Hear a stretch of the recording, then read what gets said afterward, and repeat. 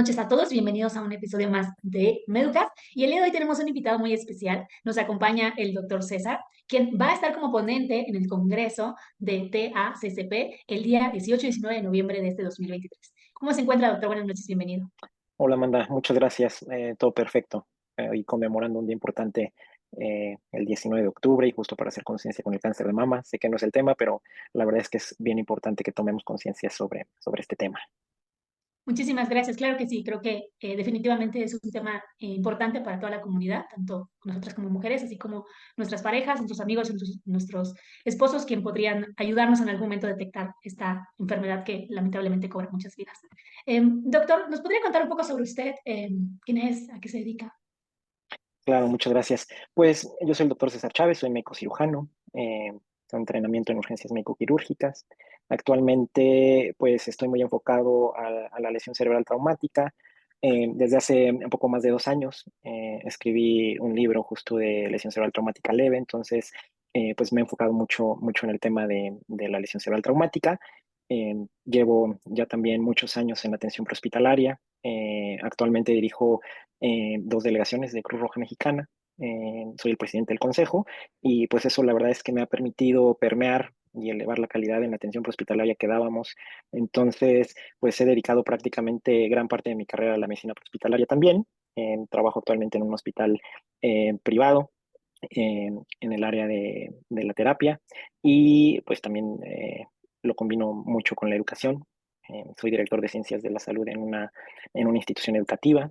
Llevo a mi cargo programas de enfermería, de nutrición, de fisioterapia, medicina, eh, todas las carreras de ciencias de la salud y pues eso hago prácticamente.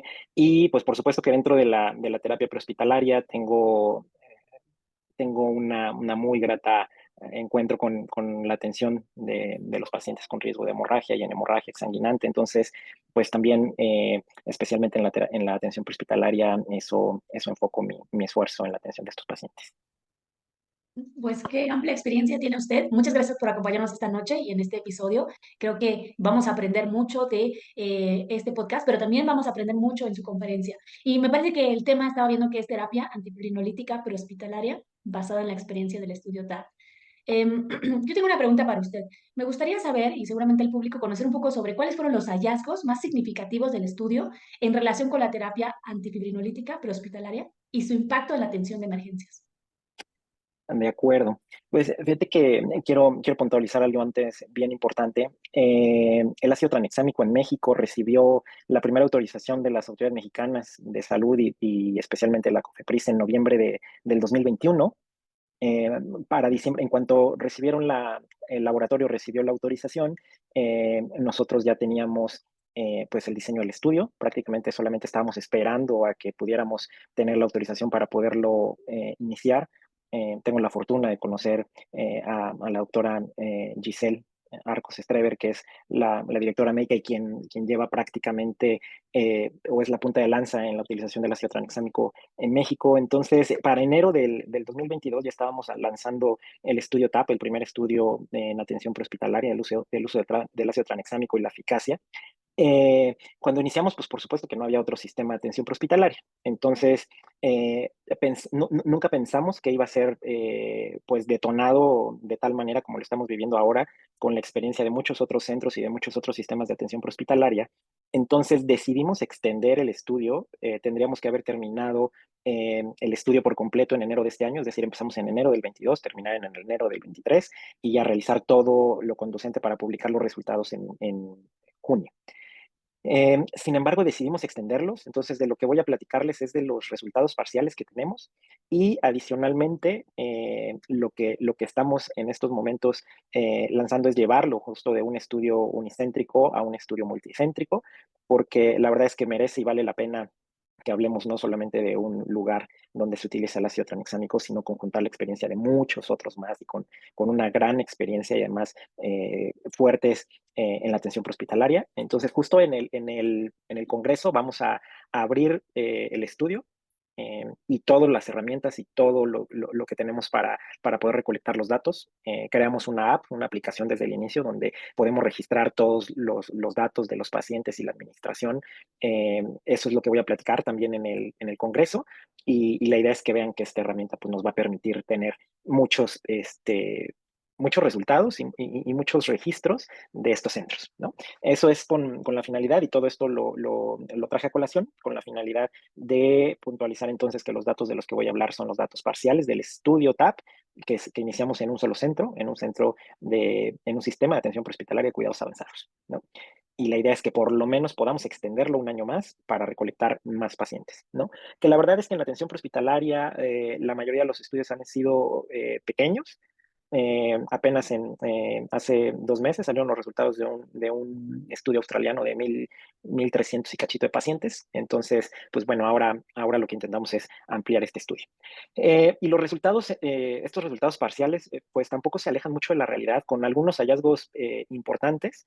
El primero es que es un estudio, como ya lo comenté, es un estudio unicentro, es un estudio observacional, y hay algo que quiero explicar. Este estudio se hizo a través de algo que se llama emparejamiento. Es decir, no teníamos la capacidad de hacer un estudio ciego, doble ciego. Entonces, lo que hicimos fue utilizar el emparejamiento. ¿Qué quiere decir el emparejamiento? Tenemos un grupo que es el grupo control, que este grupo entonces es quien recibió el ácido tranexámico, y entonces las características de estos pacientes como índice de masa corporal, índices de severidad de trauma, RETA-score, laboratorios, etcétera. Lo que hicimos fue emparejar con un grupo de pacientes, que entonces ese grupo de pacientes también tenían las mismas características en función de las escalas, en función de signos vitales, en función de que les tomaron los mismos laboratorios, que tuvieron el acceso a las mismas instalaciones y que tenían, como no podíamos emparejar de decir, pues un paciente que tiene una fractura expuesta de fémur con otro de paciente de fractura expuesta de fémur, ¿no? Sino más bien lo hicimos a través de el índice de severidad y con lesiones similares en la misma región, ¿no? Entonces, en total, hasta el momento llevamos 132 pacientes. Ahora abrimos un bracket también, además.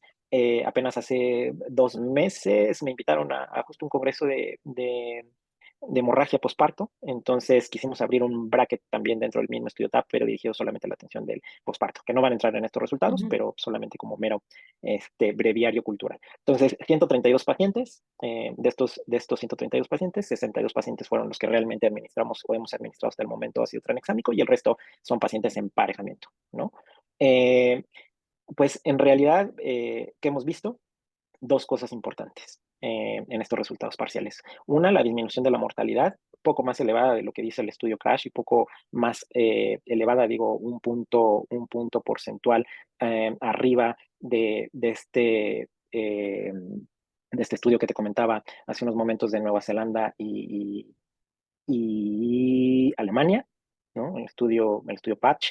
Entonces, de 17, ahorita el dato de mortalidad de 18,6 versus pues, lo que ellos traen de 17,2 y 17,3, es decir, no estamos muy alejados de eso, ¿no? 18,6. Y la idea, y esto es importante, van a decir, bueno, pues entonces, pues ¿para qué hacemos un estudio mexicano y además para qué hacemos un estudio si ya conocemos bien los resultados del ácido tranexámico, si ya el estudio CRASH y todo el resto de los estudios coreanos y estos estudios de Nueva Zelanda, pues entonces tienen los mismos resultados, ¿no? Pues por supuesto que no queríamos descubrir nada nuevo.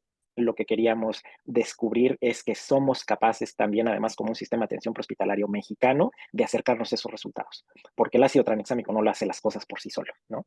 ¿Qué adicionalmente necesitamos? Pues por supuesto entrenar a los paramédicos, por supuesto hacerlos que sigan guías, ¿no? de atención, que aprendan a seleccionar pacientes. Es decir, ahí está como el feeling para decir, ok, no tenemos muchos mejores resultados, no estamos esperando tener un índice de mortalidad menor a lo que tienen el resto de los estudios, ¿no? Pero más bien queríamos identificar además áreas de oportunidad. Y hoy hemos reconocido muchas cosas que son importantes y queremos compartir justo en el Congreso de qué nos ha funcionado, qué no nos ha funcionado, no respecto a la utilización y la eficacia del ácido, ¿no? Que es indiscutible, sino más bien todo lo que hay alrededor de la administración, la manera en que lo hacemos, cómo seleccionar a los pacientes, porque también es un tema de recursos, ¿no? Si queremos administrar ácido tranexámico a todos los pacientes, pues los recursos no van a alcanzar. Entonces, hoy sabemos perfectamente en nuestro sistema qué pacientes son candidatos a utilizar ácido tranexámico y qué pacientes no son candidatos a utilizarlo en base a la experiencia. Y si sumamos la experiencia de otros centros, entonces creo que podemos de ahí también determinar una guía de práctica clínica y una guía de toma de decisiones, ¿no? Entonces, eso es a grandes rasgos. Y la segunda o el segundo dato súper importante es que de estos 62 pacientes, solamente 4 pacientes fueron candidatos a una transfusión masiva. Y eso es importante, ¿no? Porque muchos de los pacientes que reciben transfusión masiva, pues tienen una alta mortalidad. Entonces, decir que solamente 4 de los 62 pacientes recibieron una transfusión masiva de los que recibieron ácido tranexámico, curiosamente, de los emparejados, es decir, de los otros 62 que emparejamos y buscamos en las mismas condiciones, pues es impresionante, porque entonces no son 4, sino se fueron prácticamente a 18 pacientes que recibieron de 62 transfusión masiva, ¿no? Entonces, pues es un dato interesante que tenemos que investigarle un poco más ahí, ¿no? Entonces, en general, esos dos datos. Los demás, pues tienen que ver con que vamos a describir en el estudio, por supuesto, las medias de la edad, que ahora es de 31 años, por supuesto, más en hombres, el índice de choque, que ahora, por ejemplo, nos hemos dado cuenta que, por ejemplo, el estudio CRASH decidió administrar el ácido tranexámico con una tensión arterial sistólica de 90 y una frecuencia cardíaca de 130, no, 110, perdón, mayor a 110 y la TA sistólica menor de 90. Entonces, era uno de los criterios para administrar, o ese fue el criterio para administrar ácido tranexámico. Lo que hoy sabemos es que hay mejores reglas de decisión, como el índice de choque, por ejemplo, ¿no? Que finalmente pues, está relacionado justo con esta TA y esta frecuencia cardíaca. Pero definitivamente es más fácil para nosotros y tenemos un punto de inflexión para la decisión de darle o no ácido tranexámico con el índice de choque, porque prácticamente lo que hemos observado es que los pacientes que tienen un índice de choque mayor a 6, entonces tienen está asociado con menor mortalidad, es decir, estos pacientes que tienen al menos un índice de choque de 6. Entonces, hoy lo que vamos a hacer en estos brackets nuevos va a ser ya no tomar como criterio de inclusión y decisión de administración del ácido tranexámico a los pacientes que tienen TA sistólica menor de 90 y frecuencia, porque aparte era TA sistólica menor de 90 y la frecuencia cardíaca, es decir, no era uno u otro, ¿no? Y encontrar pacientes con esas dos características ya en la calle se vuelve complicado, ¿no? O sea, porque son las dos. Entonces, ¿qué hacemos mejor? Independientemente de estos dos datos, mejor índice de choque 6, ¿no? Ok. Por ejemplo. Y ya todo lo demás, pues bueno, son cosas que vamos a describir ahí, justo los índices de severidad del trauma, RETRA-score, lactato, eh, qué más reportamos? Hemoglobina, por supuesto, la necesidad del perdón, de la transfusión masiva, todos los signos vitales, por supuesto, el tiempo de ocurrida la lesión, un dato importantísimo, la mortalidad, la supervivencia a las 24, 48, 72 horas y a los 28 días, perdón. El total de productos que requirieron productos sanguíneos al entrar al hospital. Como les dimos seguimiento, además, pues después en terapia intensiva les hemos dado seguimiento, pues sabemos perfectamente, pues TPT, tiempos de coagulación, INR, etcétera, ¿no? Que esas son, pues por supuesto, cosas que vamos a describir. Muy bien. Pues, por lo que nos ha comentado hasta ahora, entonces se ha visto que tiene un alto impacto el hecho de que estén ustedes administrando ácido tranexámico a sus pacientes en el entorno hospitalario y que se ha demostrado lo que bien ya en algunos otros países han trabajado, que la tasa de mortalidad se ha reducido gracias a esta administración.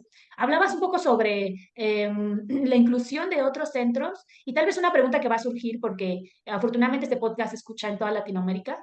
Probablemente nos van a preguntar si son de otros países, ¿podrían ser parte de esto o solo es para México? Sí, la verdad es que la aplicación nos permite separar perfectamente bien los datos. Entonces, yo lo que propondría es el diseño ya está.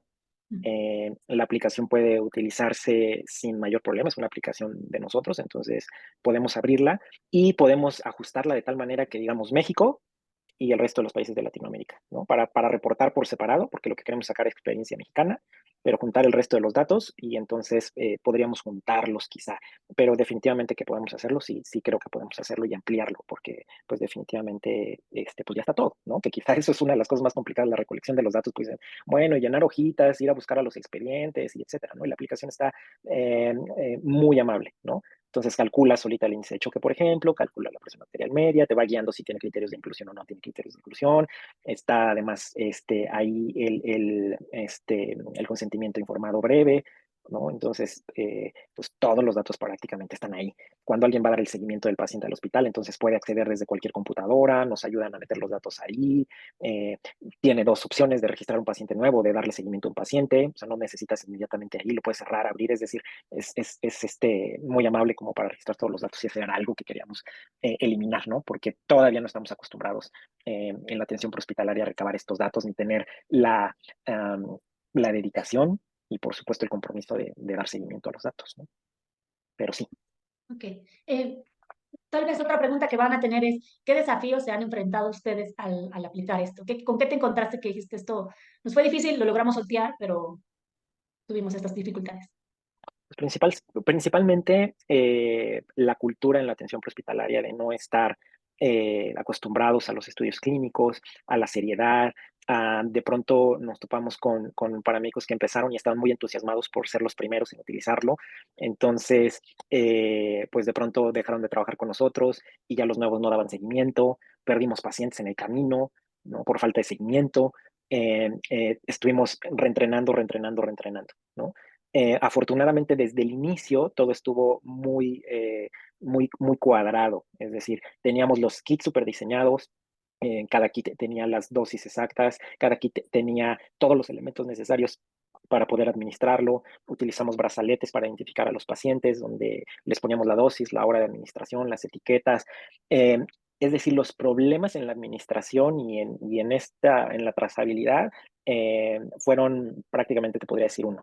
Y fue que decidimos al inicio utilizar bomba de infusión.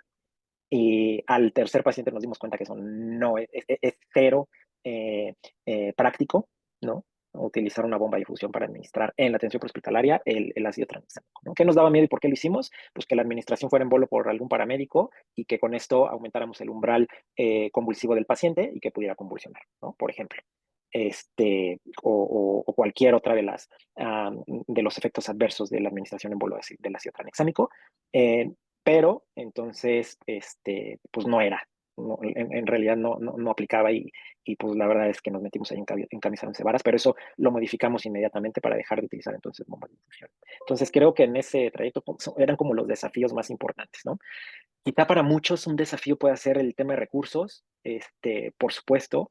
En general, pues estamos gastando 2.200 y cachito por cada paciente, uno por la dosis, pero la otra es porque utilizamos soluciones de 100 mililitros, utilizamos equipos de infusión o de venoclisis con puertos clave libres de aguja, utilizamos exclusivamente pulpos, no utilizamos llaves de 3 vías, ¿no? Para que vaya en una línea separada y cada pulpo pues casi cuesta 200 y cacho de pesos. Para facilitar la fijación de los catéteres, entonces utilizamos Tegaderm, no utilizamos catéteres, utilizamos más bien Safeguard, ¿no? Entonces todos esos pequeños detallillos para quitarle los sesgos de administración y además aumentar la seguridad tanto para el paciente como para el paramédico, pues es que nos lleva a incrementar el costo de uso en un paciente, ¿no? Porque además le sumas la etiqueta y le sumas la pulsera, ¿no? De Tyvek y le sumas. Entiendo que es por supuesto para un estudio y por eso tenía que ser así. Pero hay que tomar en cuenta que no solamente se trata de la dosis de ácido tranexámico, ¿no? Claro. Entonces, para los que nos escuchan de otro país, 2.200 pesos más todo lo que el doctor menciona podría ser más de $150 tal vez por paciente, dependiendo. Entendemos que de repente algunas cosas no están tan disponibles en ciertas partes de Latinoamérica. Lo otro que me parece triste, pero es una realidad, es la parte de la falta de conciencia o la falta de interés, no sabría exactamente qué es, porque no puedo generalizar del medio prehospitalario a hacer investigación y la seriedad que esta requiere, por supuesto, para recabar la información de la forma más fidedigna y tener los resultados de una forma correcta. Claro, que no haya pérdidas durante la investigación, y la parte que debe ser compleja, pues es justo darle seguimiento al paciente para que tú puedas ver desde que lo recibiste, le administraste el ácido tranexámico y su evolución dentro del hospital, lo cual nos dice si las acciones que tomamos en el entorno prehospitalario favorecieron en su evolución dentro del hospital. Hubo, tal vez en esta otra pregunta que nos surge ahora, podría ser si, ¿cómo capacitó a los paramédicos o a los que formaron parte de esto, forman parte de esto más bien? ¿Hubo un entrenamiento? ¿Se les dio indicaciones, no sé, desde cómo llenar la app hasta cómo administrar el medicamento? ¿Qué fue lo que ustedes hicieron con esto? Sí, justo dos capacitaciones. Una, sobre el ácido tranexámico, ¿no? En general, indicaciones, contraindicaciones, la presentación, es decir, una charla que siempre la ha dado la doctora Arcos Streber, que pues es prácticamente pues nuestro compañero fiel. Entonces fue prácticamente el entrenamiento sobre ácido tranexámico, ¿no? Como la parte teórica del medicamento, en todo. Y después entonces tuvimos una capacitación adicional sobre todo el estudio, ¿no? Eh, sobre prácticamente el diseño del estudio para que entiendan por qué es importante que los datos sean de calidad, por qué es importante seleccionar a los pacientes, por qué es importante apegarse a los criterios de inclusión, a los criterios de exclusión, a que si un paciente o un familiar decidía no aceptarlo, ¿no? A que sabía, especialmente para la Cruz Roja, de pronto le decimos, oiga, necesitamos administrarle un medicamento, ¿no? Y pues el familiar dice, pues no, porque me va a costar. Entonces, eso es algo que hicimos mucho énfasis, ¿no? Dentro de lo que le leemos, porque en la app le lee así literal, el paramédico le lee al familiar o al paciente, ¿no? Está de acuerdo en que administremos un medicamento que se llama ácido tranexámico, que es gratuito, que participe, entonces eso ayuda mucho, ¿no? Por ejemplo, ese detalle, porque muchos dicen, no, pues quién sabe cuánto van a cobrar, ¿no? Entonces eso, y entonces los capacitamos sobre justo todo este tema del protocolo, del estudio, el método, eh, por supuesto, toda la metodología, cada una de las variables, la definición operacional de las variables, porque era importante apegarnos y darle seguimiento a eso, y el sistema de registro y colección de los datos, ¿no? Es decir, la app. Y la app desde la primera las cargamos en sus teléfonos porque es una app basada en web. Entonces, desde el inicio, en cuanto tú la abres, te dice qué deseas hacer, si reclutar un nuevo paciente o dar seguimiento a un paciente, ¿no? Entonces, a partir de ahí te lleva solita la aplicación. Entonces, esa parte fue muy fácil, ¿no? Porque inmediatamente te dice criterios de inclusión y tú le das clic sí o no, te los dice ahí, y después el registro, que en realidad el primer registro lo tienes que hacer en el hospital. Entonces, es muy fácil, ya no necesitas estar incluso con el paciente o con la urgencia de atenderlo, ¿no? Esa es la manera en la que entrenamos a los paramédicos y aprovechamos para además entrenarlos en la atención de hemorragias, ¿no? El control de las hemorragias, que creo que hoy si me preguntaran, bueno, ¿a qué le deben los resultados del estudio? Pues sí, al ácido tranexámico, pero definitivamente no podemos perder de vista las bases de la atención de un paciente exsanguinante, ¿no? O sea, no hay manera. O sea, no quisiera yo intentar administrarle este ácido tranexámico a un paciente sin controlar una hemorragia, ¿no? Y eso es eh, no diría un desafío, pero no podemos perder de vista, porque en cualquier momento, perdón que lo diga, pero como paramédicos nos podemos perder, ¿no? De decir, como nos sucedió con la intubación, ¿no?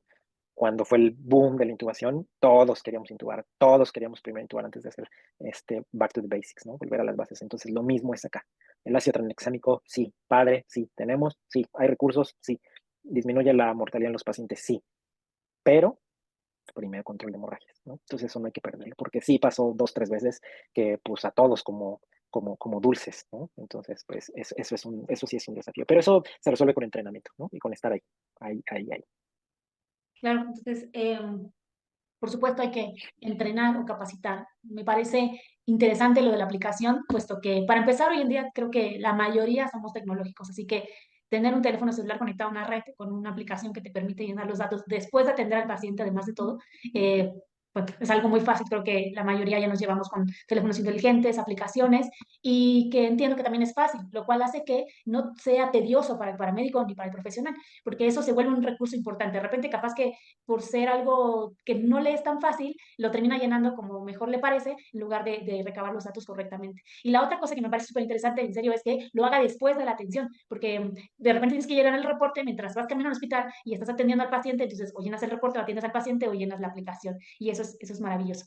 Y la capacitación a los que formaron parte y forman parte de ello, se vuelve importante ya que te concientiza de cuándo sí lo debes administrar, esta parte que es fundamental y que obviamente varía de país a país, que es leerle al familiar y que entienda qué es lo que vas a pasar al paciente y que además acepte de acuerdo a todo lo que tú ya le indicaste al familiar. ¿Algo más que quieras añadir con respecto a este estudio que consideres importante mencionar? Fíjate que ahorita platicando de esto y es algo súper interesante, pero tenemos un chat y un grupo de dirección médica en línea, donde están, por supuesto, los directores médicos y están los médicos del servicio de urgencias, paramédicos, etcétera, ¿no? La única cosa que no regulamos, es decir, la única cosa para la que no piden autorización y dirección médica es justo la administración del ácido tranexámico. O sea, en el chat no vas a ver que alguien dice, oye, ¿me autorizan a administrar ácido tranexámico? ¿No? Porque está todo tan cuadrado, o sea, está todo tan ya bien señalado que no es necesario, ¿no? Y justo queremos llegar así con otras cosas. Entonces, esa es una súper experiencia, ¿no? Y hoy ya estamos desarrollando justo otra app donde tengamos protocolos para, pues, de atención de cualquier otra cosa, ¿no? Que sí puedan. Lo padre de la app es que te lleva como un flujograma. O sea, si le dijiste que no, entonces te dice, sigue con la atención del paciente, ¿no? No, olvídate el ácido tranexámico. O sea, hay compromiso de la vía aérea, no has prohibido una hemorragia, el paciente está en paro, olvídate del ácido tranexámico, cierra la aplicación, no te distraigas, ¿no? Y entonces eso nos ha permitido hacerlo bien, especialmente con esto, ¿no? Y esperamos poder llevarlo a otros aspectos de la atención, pero así de sencillo, como dices, ¿no? Excelente, sí, y eso es importante y también la parte de, me gusta porque creo que en parte también el paramédico desarrolla el pensamiento crítico, entonces, porque le permite a él tanto seguir una aplicación que te va a orientar, tanto saber y ser consciente de tomar la decisión de ya me dijo que no, o en este momento no aplica y continuar con la atención de tu paciente. Entonces, tienes que tener criterio y desarrollo de pensamiento crítico para justo no estar en el chat de ¿y ahora qué hago si ya me dijo que no? O cualquier otra cosa que pudiese resolverse si no tuviéramos esa toma de decisiones por parte del profesional. Entonces, aquí vemos la importancia del pensamiento crítico, de la capacitación del paramédico antes de meterlo a ser parte de la investigación y de la conciencia que se crea en el entorno prehospitalario, de la importancia que es demostrar que un tratamiento sí funciona en Nueva Zelanda y en muchos otros países donde ellos han podido identificar que es benéfico para los pacientes, pero además siempre la pregunta, y como yo he observado y escuchado que de repente siempre la cuestión es, sí, sí, pero nosotros no somos australianos, no somos estadounidenses, no somos canadienses, entonces como no somos, es posible que no funcione. Y con lo que ustedes están haciendo ahora, le están diciendo, al menos en esta sección específicamente del ácido tranexámico, sí funciona, aquí está la evidencia, ya lo estamos demostrando y esperemos que se puedan unir más centros de México y por qué no de Latinoamérica para demostrar que su eficacia es absoluta, que es bueno, que es benéfico, y así como lo han hecho en otros países, pues se aplique ya como un protocolo de atención estándar, que sea algo normal tener ese transformo con la ambulancia. Muchísimas gracias, doctor, por su tiempo, por grabar con nosotros. Estamos seguros que este tema va a ser muy interesante, va a generar muchas preguntas en el Congreso, pero yo ya tengo muchas dudas en la cabeza y seguramente cuando nos escuchen o nos vean de otros países y demás, nos van a empezar a escribir, estoy 100% segura, a preguntarnos cómo se pueden incluir, si existe posibilidades de aplicarlo en su país, si existen posibilidades de comunicarse con ustedes, que seguramente si nos los permiten les pasaremos sus contactos para que pues, la ciencia se lleve a todos lados, porque esa siempre es la intención es que todos estemos capacitados y salvemos la mayor cantidad de vidas posibles. Muchísimas gracias. No, hombre, muchas gracias. Y pues ya me adelanté, ya le escribí al programador y ya le dije que pues veamos la manera de cómo recondicionamos la app para que podamos tener oportunidad de que se unan de otros países, ¿no? Entonces, pues adelante, o sea, ahí está y ya no le batallemos tanto pues justo en el diseño y ver cómo lo vamos a hacer, ¿no? Sí, este bracket, como perdemos un poco el tramo de control y me refiero a que aquí estamos bien pegados con las personas, entonces vamos a quitar algunos criterios específicamente en el tema de seguimiento en el hospital, ¿no? Porque no sé qué tan fácil sea para ellos seguir y emparejar pacientes ya en el hospital, ir a buscar expedientes, ir a sacar datos de allá y etcétera, ¿no? Entonces, eso ya lo tenemos pensado en general para México, pero pues puede aplicar muy bien para allá. Entonces, pues bienvenidos todos y nos vemos por allá en el Congreso, pues ya el mes que entra. Sí. Bueno, pues muchas gracias a los que nos escuchan y nos ven. Están cordialmente invitados al Congreso y, ¿por qué no?, a formar parte de esta investigación que es muy interesante y además tiene una estructura que me parece que está bien alineada a lo que se necesita hacer y pues qué mejor que recibirlo de la capacitación, la aplicación y empezar a aplicarlo en sus países. Bienvenidos a contactarnos y con mucho gusto les vamos a pasar el contacto del doctor César. Un honor para mí haber grabado con usted y pues nos vemos en un próximo episodio. Que tengan buenas noches.